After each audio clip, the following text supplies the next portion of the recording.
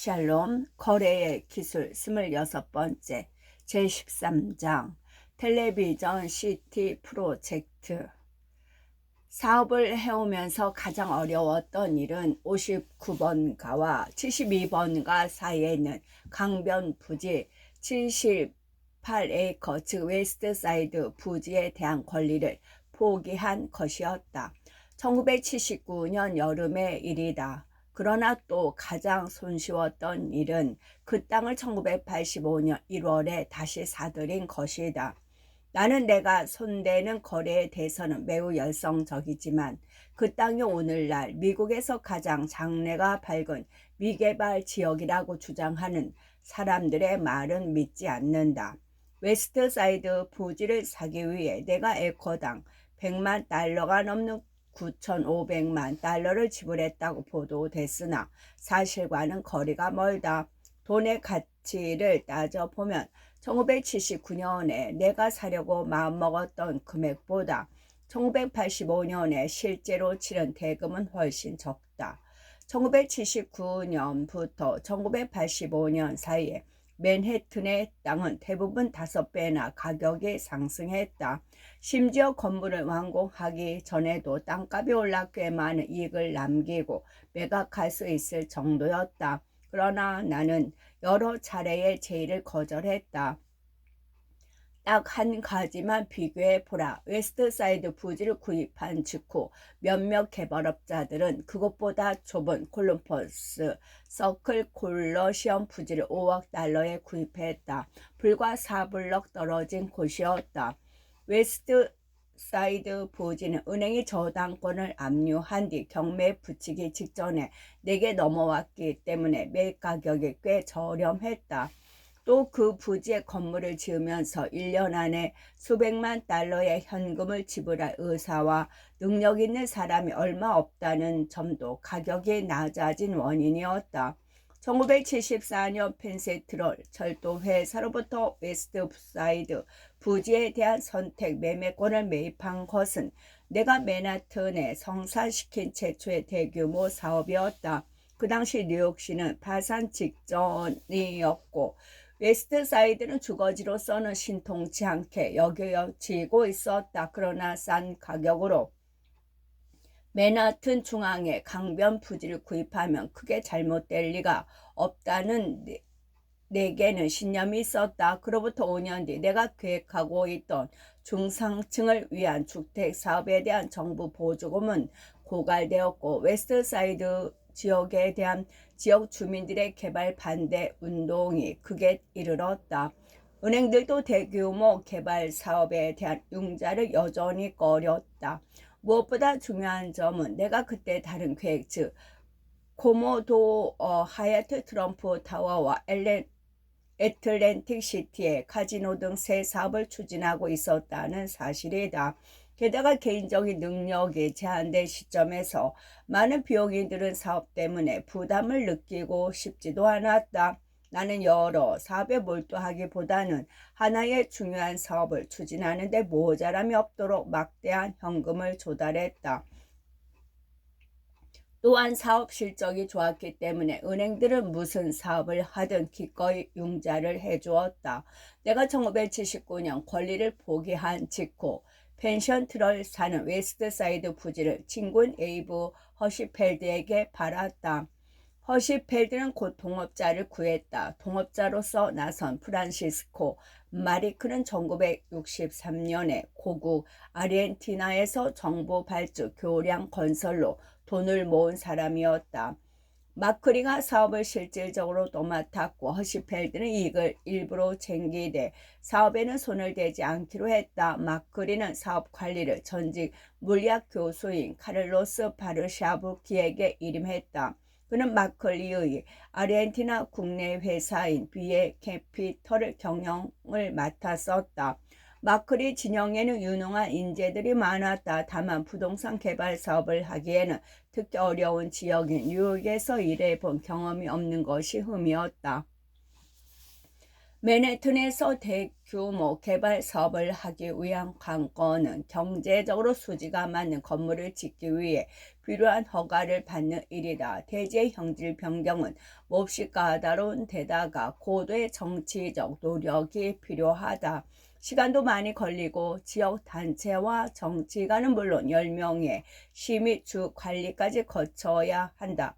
겨우 계획을 추진하기 위한 허가를 얻어낸 마클리는 사업 계획을 링컨 웨스트라고 명명했다. 그러나 그러한 과정에 이르기까지 그는 시 당국에 상당한 양보를 해야 했다. 아마 땅을 팔라고 다른 사람들이 졸랐던 일이 그에게 닥친 사건 중 가장 좋은 경험이었을 것이다.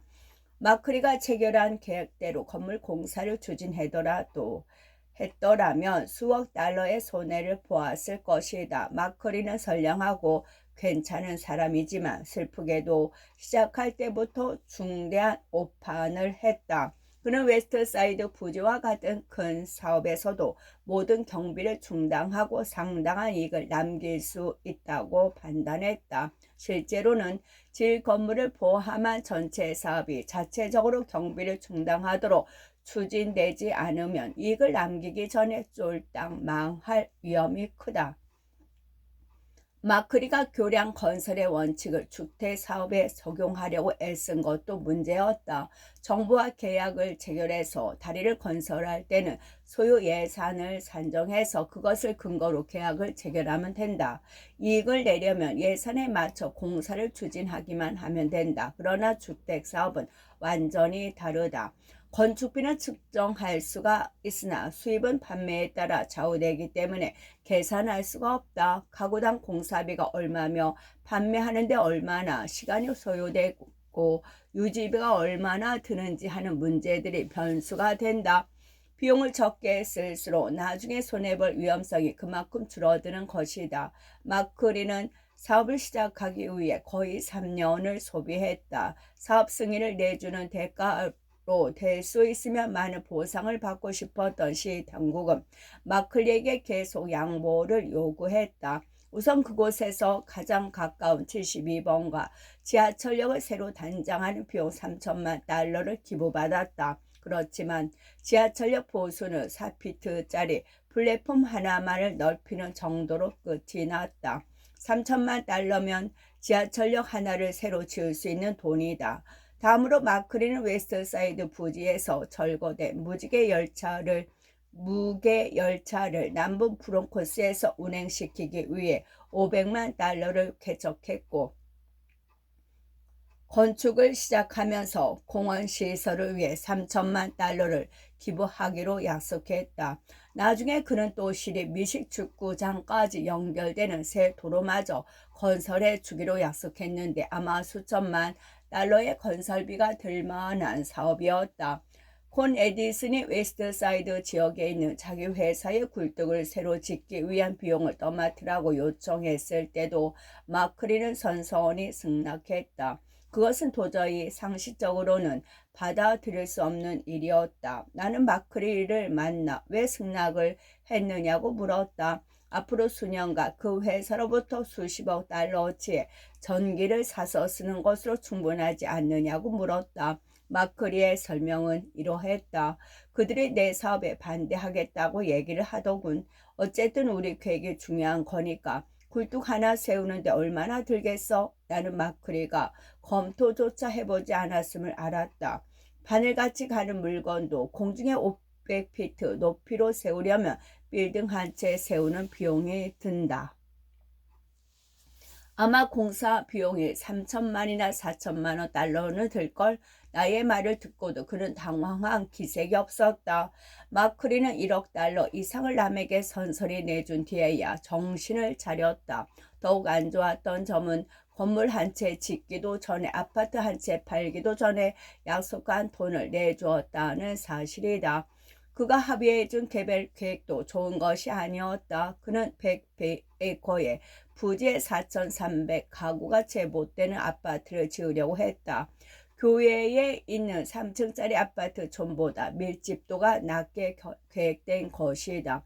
더군다나 마크리는 그의 땅 중 노른자 윈 68번가와 72번가 사이에는 850가구만 짓기로 합의해 버렸다. 그 지역은 기존 주거 지역과 인접한 장소였다. 그는 아파트 대부분을 개발이 덜 된 남쪽 공업 지역에 짓기로 합의했는데 그 지역의 주택 시장은 전망이 불투명했다. 이렇게 되자 어퍼 웨스트 사이드의 개발 반대 운동 단체는 마크리와 싸울 필요가 없어졌다. 마크리의 적은 자신뿐이었다.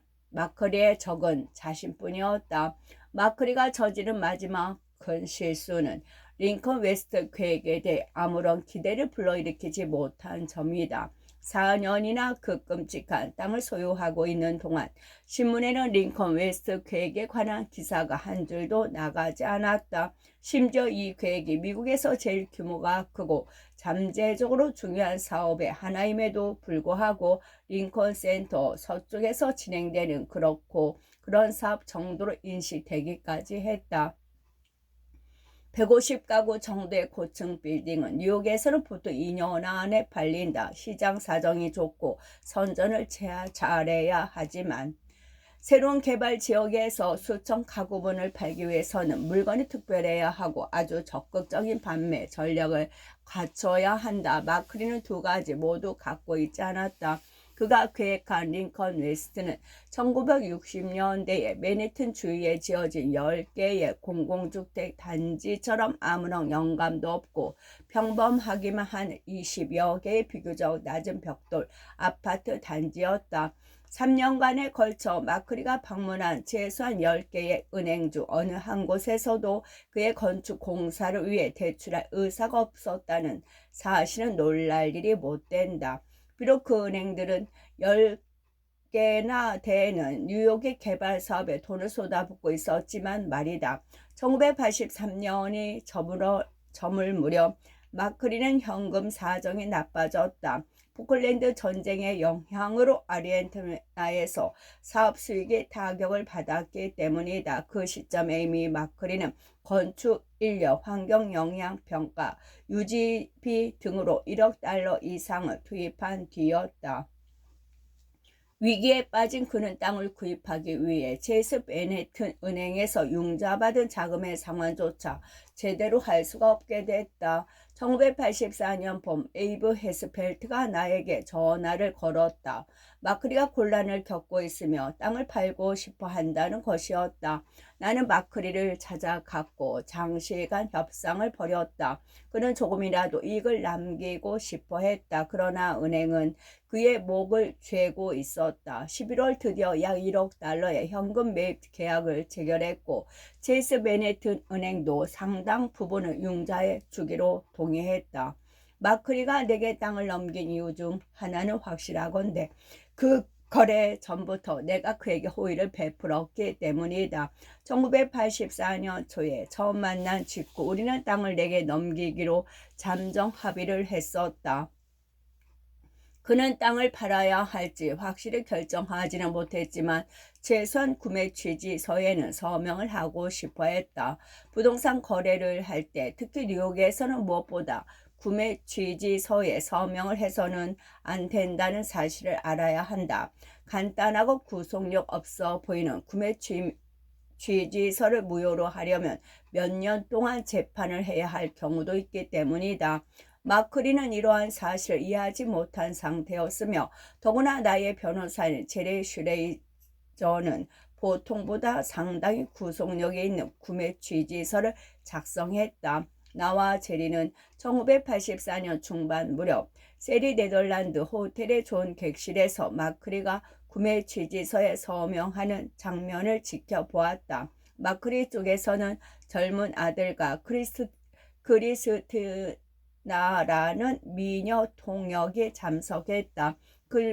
크리스티나는 진짜 라틴 미녀여서 우리 모두 넋이 빠졌다. 복잡한 법적 문제를 통역하면서 크리스티나가 끼어들어 마크리를 제지하던 일은 잊을 수가 없다. 이 서류를 충분히 이해하려면 변호사의 조언을 들어야 합니다. 매우 복잡하게 되어 있어요. 그러나 마크리는 괜찮아. 이 서류를 취소할 수 있기만 하면 돼. 라고 대답했다. 그래서 일이 진행됐고 그는 서명했다. 몇 달 후 마크리는 계획을 보류해야만 할 형편이 되자 전화를 걸어 구매 취지서를 철회하고 싶다고 말했다. 나는 그렇게 할 수 없다고 거절했으나 한번 만나자는 제의는 받아들였다. 마크리는 그 사업 때문에 죽을 지경이지만 마지막으로 돈을 구하기 위해 한 번 더 애써 보겠다고 말했다. 나도 골치 아픈 사업을 추진하기 위해 몇 년을 보낸 경험이 있었기에 동정을 금할 수가 없었다. 개방적인 성품도 마음에 들었다. 그래서 서류철에서 구매 취지서를 꺼내 그가 보는 앞에서 찢어버렸다. 그러고는 다시 팔고 싶은 생각이 들며 제일 먼저 나를 생각해 주시오. 행운을 빕니다. 라고 당부했다. 내가 어떻게 했는지 얘기를 들은 제리는 좋은 기색이 아니었다. 그러나 그때 구매 취지서를 찢었기 때문에 마침내 마크리가 융자를 얻을 가능성이 없다고 확신했을 때 수많은 원매자들을 제쳐놓고 내게 다시 왔다고 지금까지도 확신한다. 1985년 1월 구매 서류에 서명하기 전부터 마음속에 기본 계획을 갖고 있었다. 마크리의 계획보다는 건물을 훨씬 적게 지을 생각이었다. 좋은 전망이 판매에서 유일한 강점이라고 판단. 모든 아파트가 서쪽이나 동쪽 또는 양쪽 모두 허드슨 강 쪽으로 시야가 탁 트이도록 지을 생각을 했다. 그리고 건물이 높으면 전망이 좋을 뿐 아니라 건물 자체 또한 장엄하고 멋있어진다는 생각에서 마크리의 계획보다 훨씬 고층으로 짓기로 했다. 또 빌딩 앞쪽 강변의 커다란 쇼핑센터 건설도 계획했다.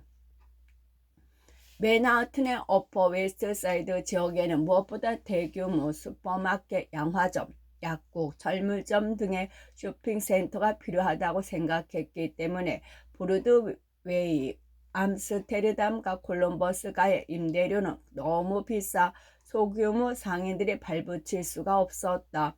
오늘날 콜럼버스 거리에서는 빵 한 덩어리보다 $100짜리 가죽 장갑 구하기가 훨씬 쉽다. 내가 구입한 땅은 가격이 낮았기 때문에 소매 상인들에게 훨씬 낮은 가격으로 임대를 줄 수 있는 이점이 있었다. 물론 나의 계획도 어떤 개발 계획을 얻어내느냐에 달려 있었다. 나는 마크리처럼 더 많은 가구와 총 건축 가능 공간에 대한 승인을 얻기 위한 방법이 무엇인가를 알기 위해 복잡한 비용 계산을 할 필요는 없었다. 마크리와 달리 나는 경제적으로 가능성이 있는 계획에 대한 승인을 얻을 때까지 기다릴 준비가 되어 있었다. 필요하다면 다른 시 당국에도 의사를 타진할 요량이었다. 첫 번째 목표는 마크리의 계획과 나의 계획 사이에 될수록 많은 차이가 나도록 만드는 일이었다. 그의 계획과 관련해 있게 되면 손해가 된다고 판단했기 때문이다. 마크리가 내게 땅을 팔 무렵 그는 시와 정식 계획을 체결, 건축 허가를 받은 참이었다. 따라서 마크리가 한 약속에 대해 나는 아무런 이행 의무가 없었다. 무에서 출발한다는 것은 많은 시간과 비용이 필요하다는 의미지만 다른 방법이 없었다. 맨 먼저 할 일은 시에서 내 개발 계획을 승인하도록 하기 위해 나의 사업을 기대가 되는 매력 있는 대상으로 만드는 작업이었다. 거래는 쌍방이 이익을 볼 때 잘 이루어진다. 운 좋게도 어느 날 신문에서 힌트를 얻었다. 오랫동안 록펠러 센터에 본부를 두고 있던 MBC가 이전을 하고 싶어 한다는 기사였다. 그 당시 뉴욕 최고의 부동산 거래업자였던 에드워드 골든도 그러한 사실을 확인해 주었다.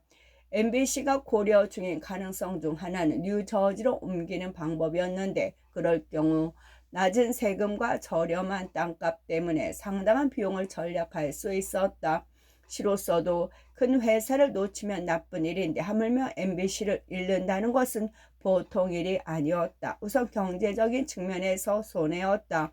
뉴욕시 개발국은 MBC가 떠나면 4,000명이 일자리를 잃고 1년에 $5억 달러의 수입이 감소된다고 추산했다. 심리적 손해 또한 막대하다. 제조회사 하나 떠나는 문제와는 비교가 되지 않기 때문이다. 뉴욕을 세계 언론의 심장부로 만든 지역을 떠나보내는 것은 보통 문제가 아니다.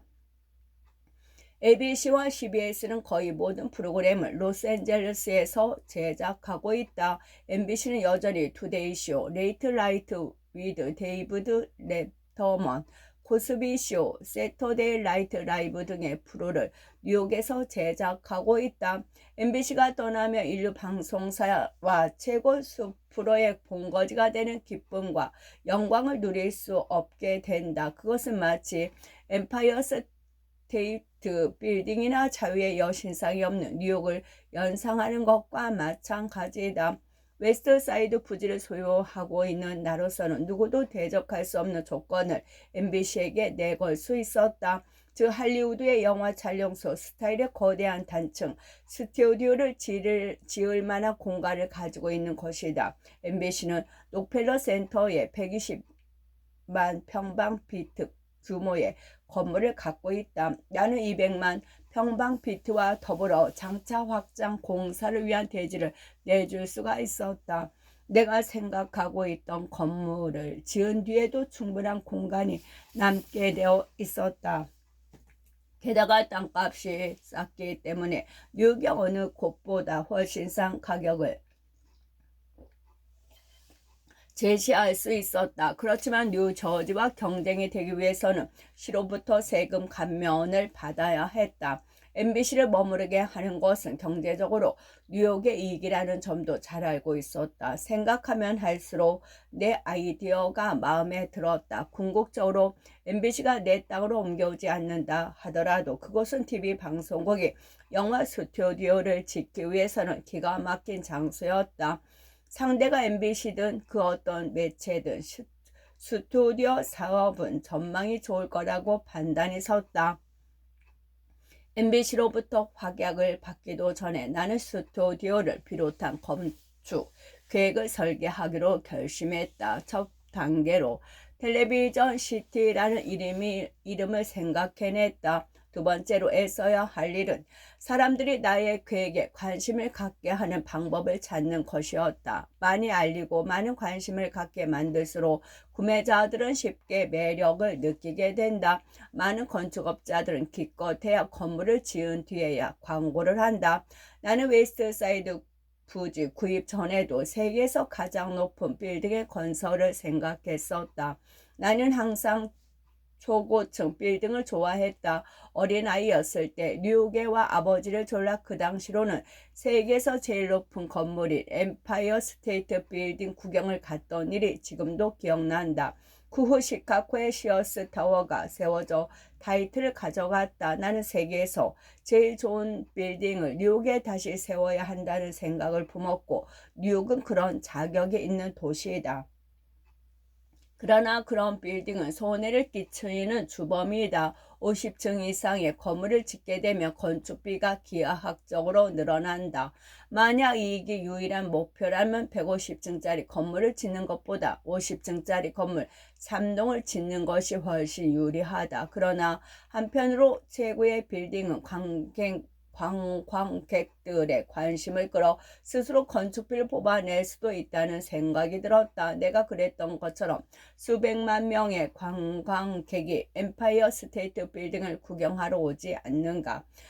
다음 할 일은 그런 빌딩을 사업 계획의 핵심으로 정한 나처럼 빌딩에 대해 열정적인 건축가를 찾는 일이다. 나는 두 사람의 건축가와 면담을 했다. 한 사람은 리처드 메이어로 뉴욕 건축을 대표하는 인물이었다. 비평가로는 메이어를 칭찬했고 추종자들이 많았다. 그러나 나는 금방 메이어가 정력적인 인물도 아니고 열성적이지도 못한다는 사실을 간파했다. 그는 사색하고 분석하고 논리를 따지며 시간 보내기를 좋아했다. 한 주 동안 그가 계획의 축소 모형이나 최소한 초보 설계를 가져오기를 기다렸으나 아무것도 오지 않았다. 그러면서 나는 또 헬무와 얀을 만났는데 메이어와는 다른 이유로 그를 좋아하게 됐다. 독일 태생인 얀은 시카고를 근거지로 활동을 하고 있었으며 뉴욕 건축계와는 아무런 관련이 없는 구계자였다. 그는 좀 멋을 부렸고 선전에 아주 능했으며 사업에 대한 안목이 높았다. 야는 시카고의 제록스 센터와 일리노이주 정사를 설계했다. 내가 접촉할 당시에도 그는 맨해튼 중앙의 4동의 대형 빌딩을 건축하고 있었다. 얀의 가장 좋은 점은 나처럼 큰 빌딩도 아름다울 수 있다고 믿는다는 사실이었다. 그는 구경거리를 좋아했다. 처음 만난 지 3주일도 안 돼서 그는 건물의 축소 모형을 가지고 왔다. 내가 말한 기본적인 내용 및 그 자신의 의도도 포함되어 있었다. 1985년 여름 나는 얀을 건축 책임자로 고용했다. 가을까지 우리는 여러 10개의 설계를 놓고 심사숙고를 거듭했다. 우리 둘은 땅이 너무 넓고 너무 독특했기 때문에 주위 환경과 융화되게 건물을 지으려는 생각은 난센스라고 의견을 모았다. 대신 우리는 모양이나 기능상 주변과 완전히 구별되는 독립적 단지를 건설하기로 했다. 수년간 마크리가 링컨 웨스트 계획을 추진했지만 언론은 아무도 그에 대한 보도를 하지 않았었다. 이번에는 예고를 하자마자 50명이 되는 기자들이 밀어닥쳤다. 나는 다음과 같이 기본 계획을 설명했다. 계획의 명칭은 텔레비전 시티이며 MBC를 주요 고객으로 유치하고 싶다. 상업, 지역, 주거지역, 소매지역으로 구성된 1850만 평방피트 규모의 다용도 개발 단지를 건설하려고 한다. 약 8천 가구의 아파트가 들어서고 350만 평방피트의 부지에는 TV 및 영화 스튜디오와 사무실이 건설되고 소매상들은 170만 평방피트 부지에 장사를 하게 된다.